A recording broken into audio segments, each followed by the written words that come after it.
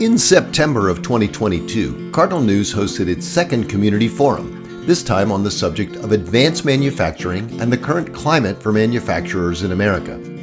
The speaker was Jay Timmons, President and CEO of the National Association of Manufacturers. The event was held at the Danville Institute for Advanced Learning and Research. Blue Ridge PBS Echo was there to record the event. While you're watching, we hope you'll subscribe to the Echo YouTube channel to stay informed of future productions like this one. So as Jeff said, my name is Dave Como. I'm the current manufacturing director for the Goodyear plant here in Danville. 66 years, pretty honored to be back home to lead that plant. So this morning got the honor of introducing our guest speaker. He asked me to be short, and I'm going to be as brief as possible, but he's got lots of accolades, believe me. So Jay Timmons is President and CEO of the National Association of Manufacturers, the largest association in the United States, and is a leading advocate for nearly 13 million men and women who make things in America. Jay is recognized as a forceful and effective leader of the business association community and was named 2019 Trade Association CEO of the Year. He and the NAM team have proven effective time and time again at navigating the complexities and policymaking in the nation's capital to deliver results for the NAM's 14,000 members. With manufacturers facing an urgent need for skilled workers, Jay is also a champion for connecting more Americans with rewarding careers in modern manufacturing. He serves as chairman of the board of the Manufacturing Institute, the NAM's workforce and education partner, and in 2019, the U.S. Secretary of Commerce appointed him to the American Workforce Policy Advisory Board. Driven by the values instilled in him and his roots in the manufacturing town of Chillicothe, Ohio, where his grandfather worked at the mead plant there for nearly 4 decades, Jay witnessed manufacturing's ability to raise the quality of life for families and communities firsthand. Before joining the NAM, Jay served as Chief of Staff to Congressman, Governor, and Senator George Allen, and as Executive Director of the National Republican Senatorial Committee. He's been active in numerous charitable endeavors, including advocating for families and children and promoting the adoption of companion animals. Would you please join me in welcoming Mr. Jay Timmons, President and CEO of the National Association of Manufacturers and Chairman of the Board of the Manufacturing Institute.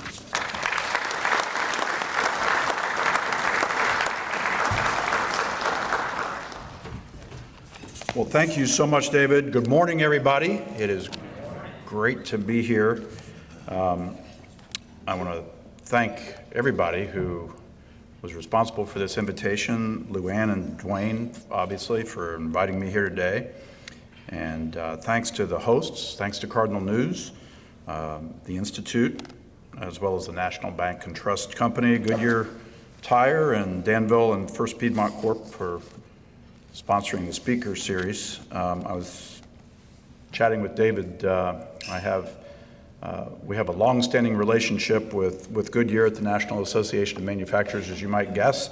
We have 14,000 members across the country, and his big boss, Rich Kramer, the CEO, was on my executive committee for a number of years, and don't tell my other board members, but actually one of my favorite people in the world. Pretty amazing fellow. It's good to see many, we're not going to say old, we don't do that anymore, longtime friends here today. I've had a chance to catch up with a few. I haven't seen Ben Davenport. Ben, are you here? There you are. Hey, Ben.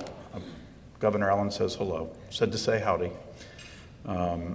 Whit Clement, who I just reminded was unmercifully grilling me in my confirmation hearings 20-some years ago for Chief of Staff, and he said he was the nicest of all of them, so thank you again, Whit, for that.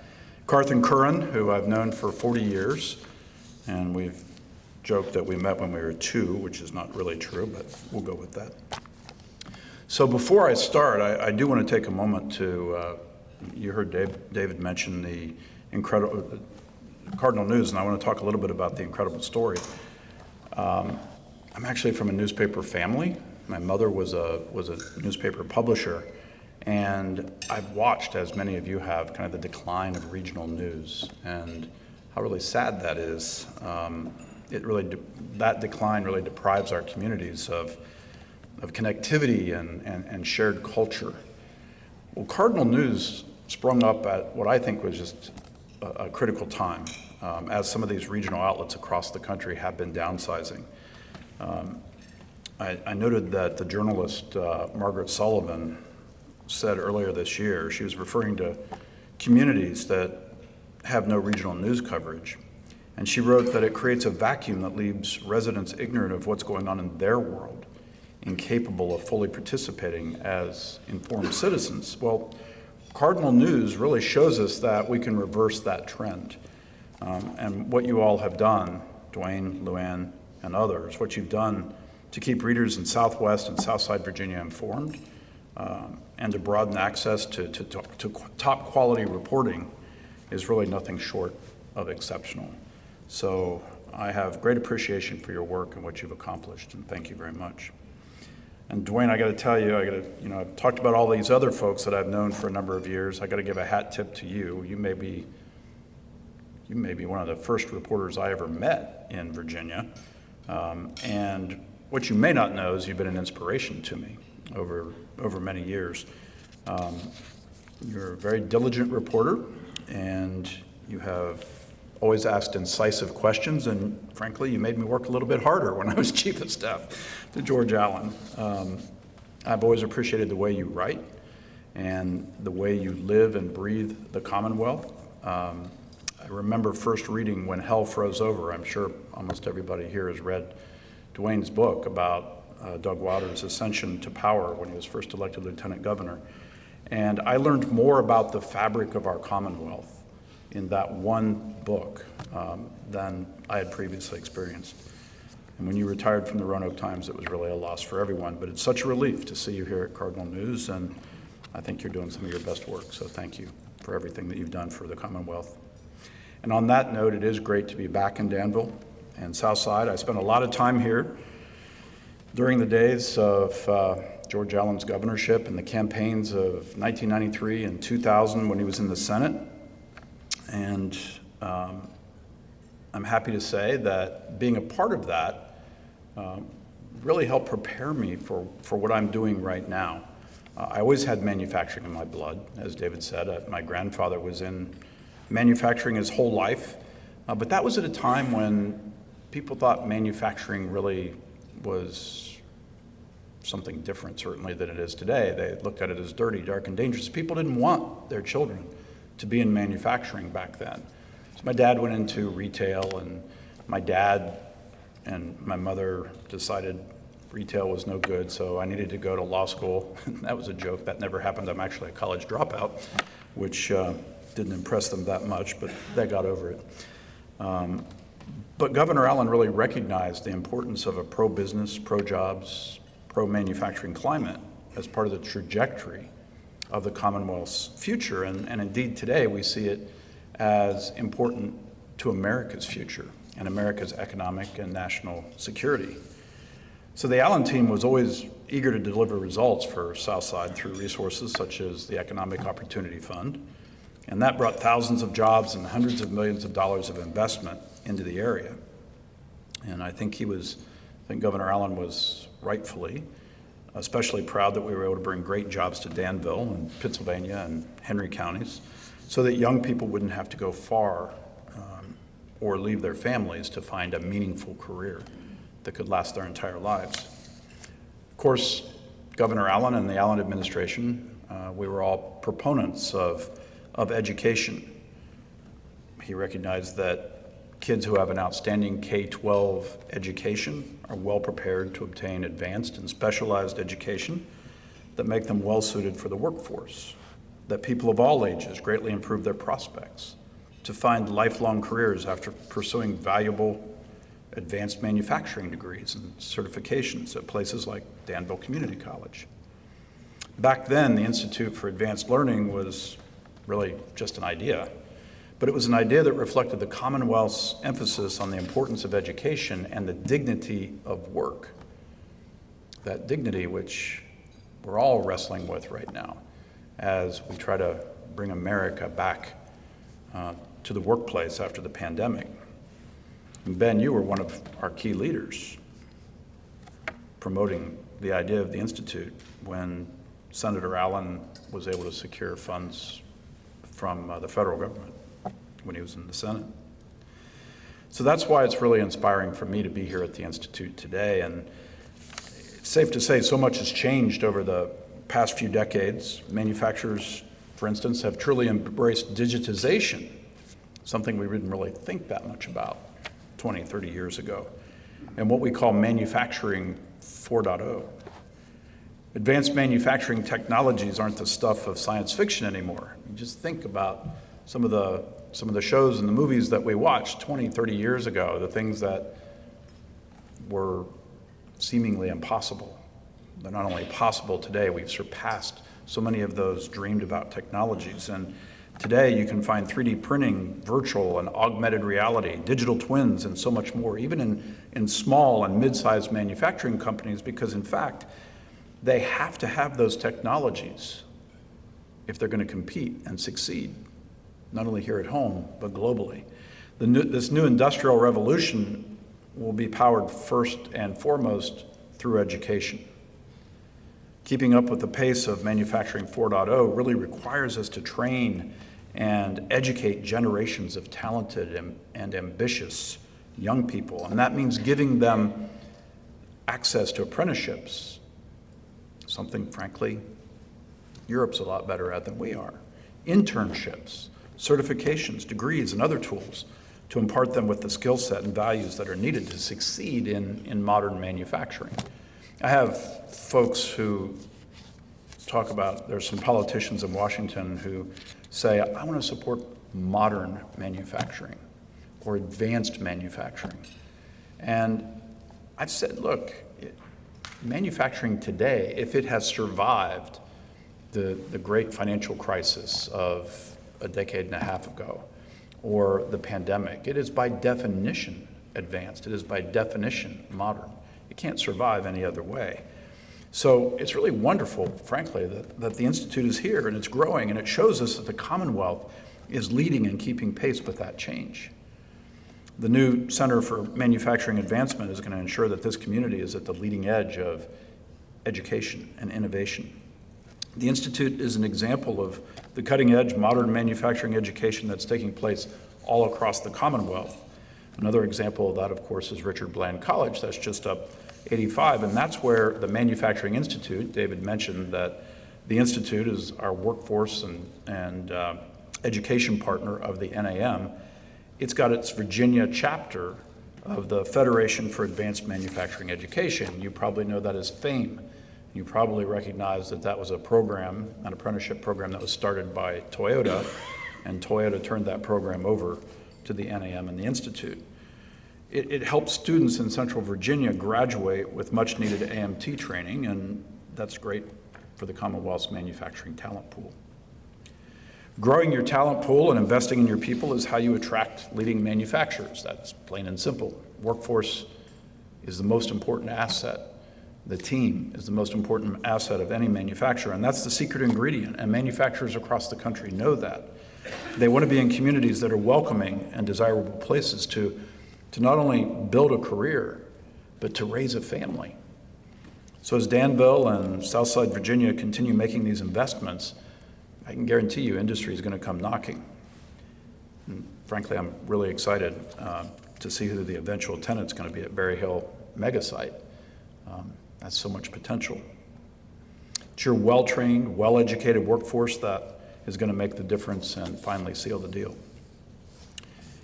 Southern Virginia, Southside Virginia has a legacy of fostering strong manufacturing communities, and that legacy can be, as you know, has been at times, disrupted by policies that harm our ability to compete in a global marketplace. The truth is, and we've seen it happen, bad policy can be reversed. Lawmakers can help enact pro-growth, pro-manufacturing policies. I'm reminded of former Congressman Denver Riggleman's staunch support for tax reform. And he and I talked many, many times during that debate back in 2017, and he was able to give that personal story of what it meant to a small business like his.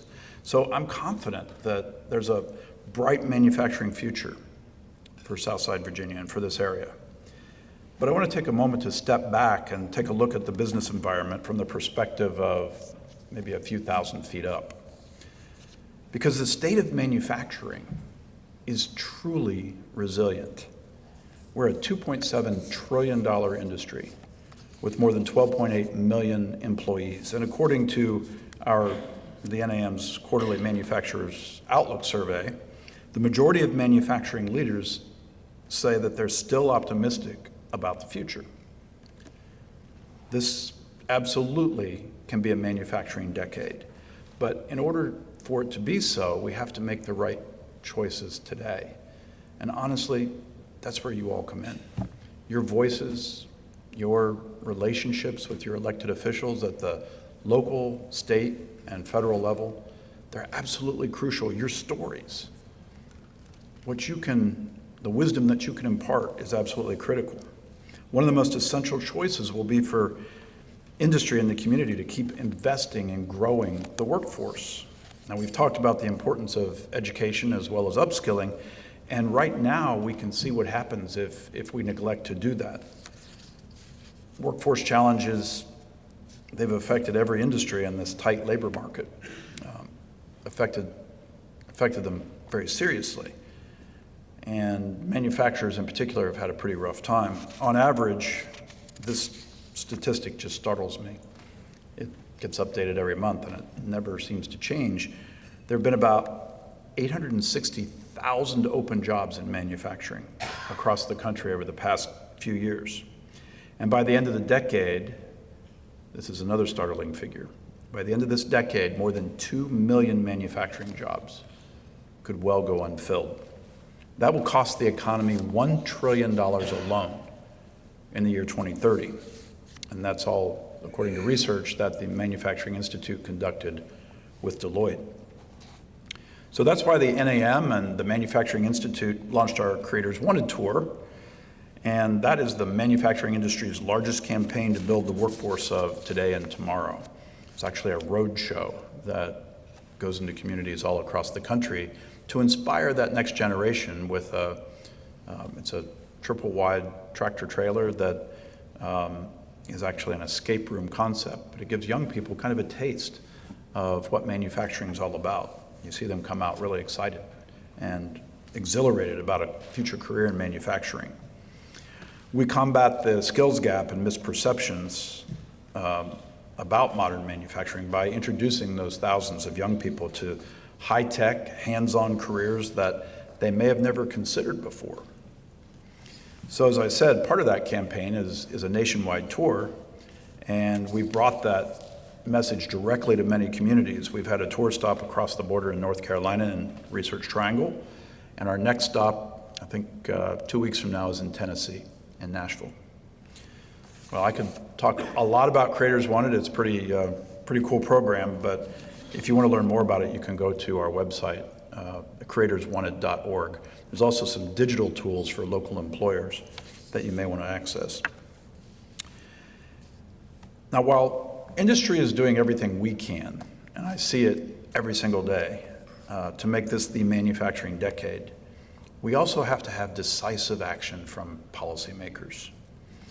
Our industry is frankly warding off intense challenges, particularly supply chain disruptions, and the highest level of inflation that we've seen in decades. And not to mention, we have fierce competition from competitors all around the world. So the NAM and our members are leading the charge for Washington to focus on a manufacturing competitiveness agenda. You can find our agenda. It's called Competing to Win. It's on our website, and this is kind of our Bible of all of the policy priorities that we have for Congress to tackle over the next few years. And look, we've had some really big policy victories recently. It wasn't easy, though. It's not the best environment right now for business in Washington. It took a lot of wrangling to get lawmakers to coalesce around pro-business and pro-manufacturing policies. One example is the bipartisan infrastructure law that was passed last year. That was passed, by the way, at the time, with no tax increases, which is a huge priority for the NAM, no tax increases for corporate America or small business and pass-through entities. Senator Mark Warner was one of the leaders of the bipartisan infrastructure law, and we appreciate his work on that. That law is going to make our lives better, plain and simple, and it makes it easier for manufacturers in America to compete with countries like China. In Virginia alone, it allocates $8 billion toward transit and highway systems, including $1 billion toward public transportation. Danville, as you know, already has solid transportation systems, so this helps strengthen its positions, including $1.4 million specifically for Danville Regional. Just this summer, Congress passed the CHIPS and Science Act. This law, frankly, is almost tailor-made to support and strengthen advanced U.S. manufacturing in the long term.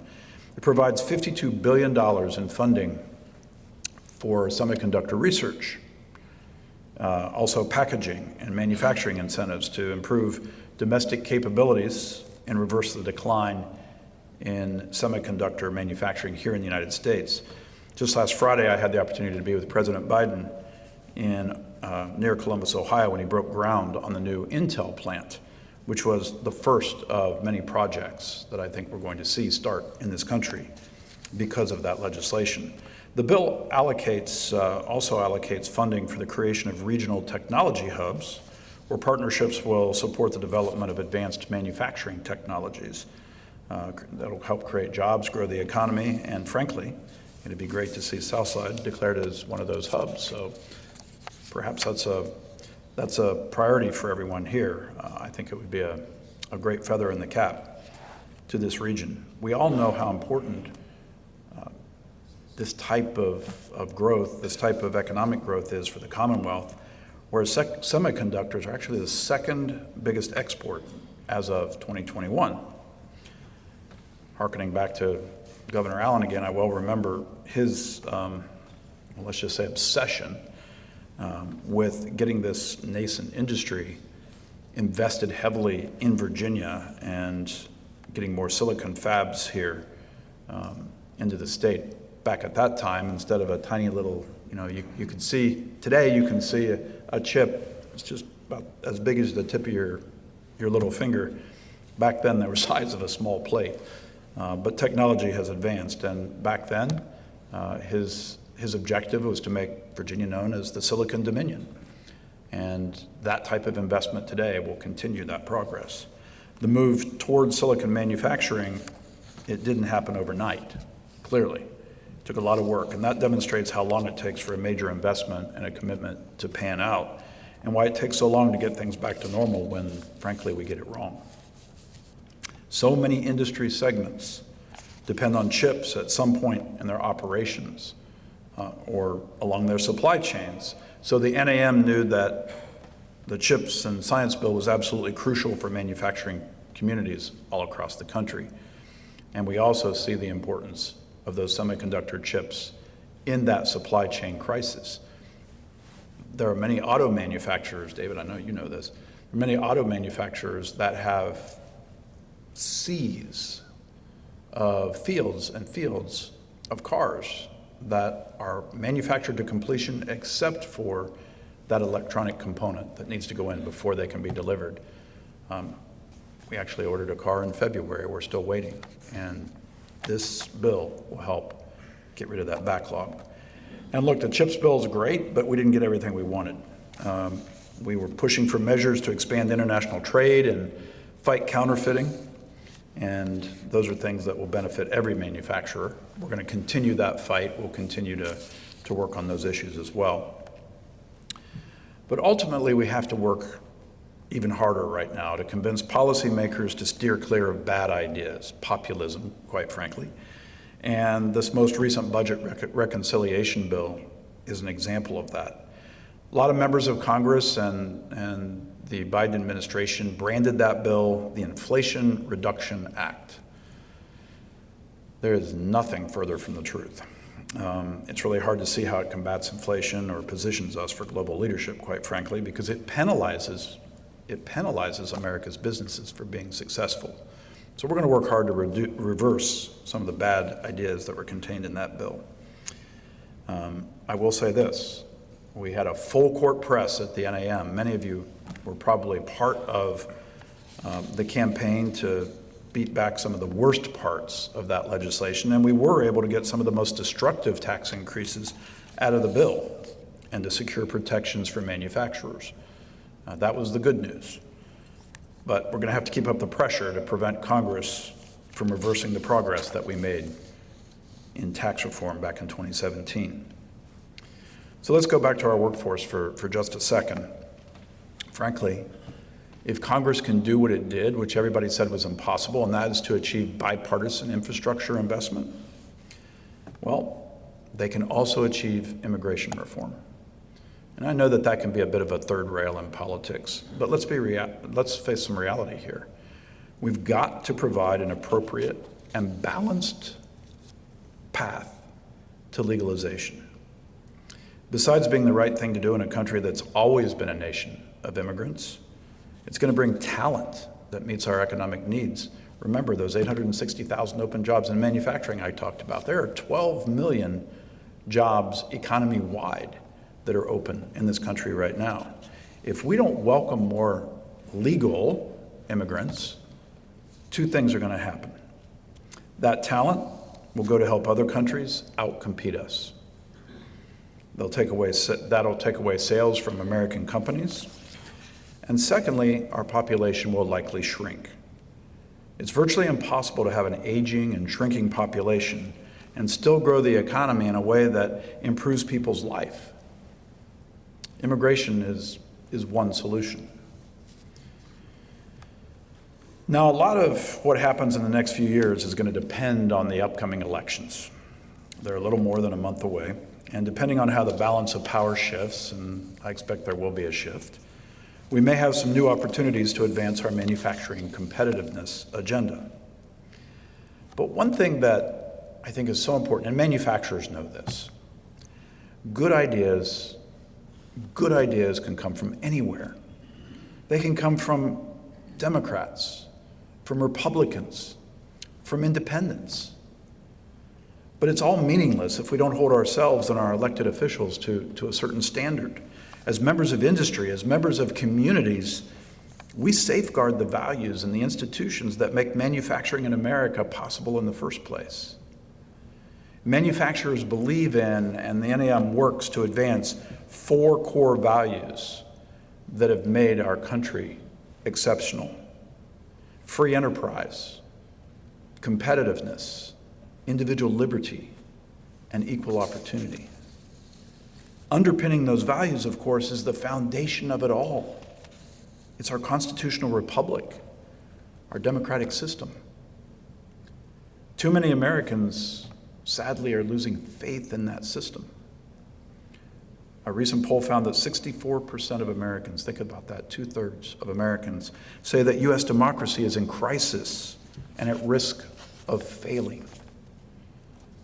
I don't know about you, but I find that very troubling. It threatens our way of life. It threatens our ability to compete and to win in the world. And that's why, quite honestly, having credible local news outlets matters. That's why having an engaged business community that brings people together around shared priorities, it matters. That's why creating opportunity for more Virginians and Americans, it matters. All of that builds trust. And trust restores faith in our system, it restores faith in our future, and most of all, it restores faith in our democracy. So I want to thank everybody in this room for your leadership. Every single person here is part of restoring that faith, part of making sure that we have the right policies in place to continue to build manufacturing in America and strengthen the United States. So thank you for everything that you're doing, not only for the Commonwealth, but for our country. I look forward now to taking some questions. Thanks for having me.